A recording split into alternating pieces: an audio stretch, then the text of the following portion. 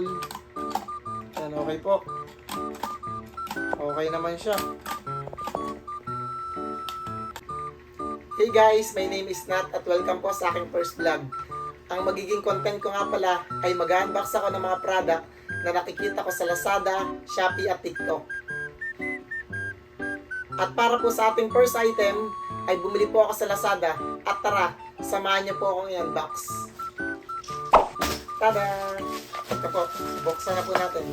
Lazada, baka naman. Amazing!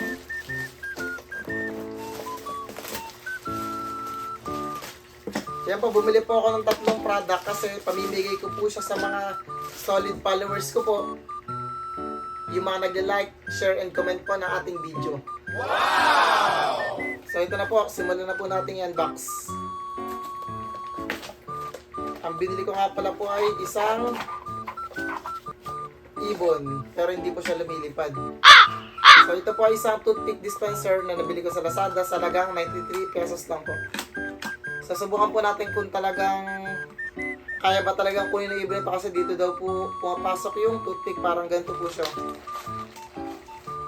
Ganyan. Pagka binaba mo daw to, makakuha na siya ng toothpick galing po dito.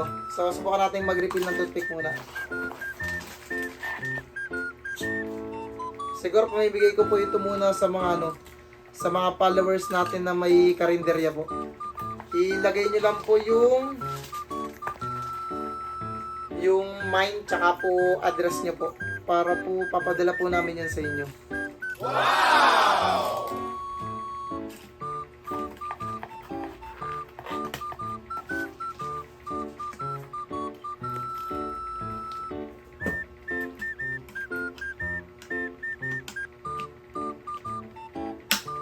Subukan na po natin.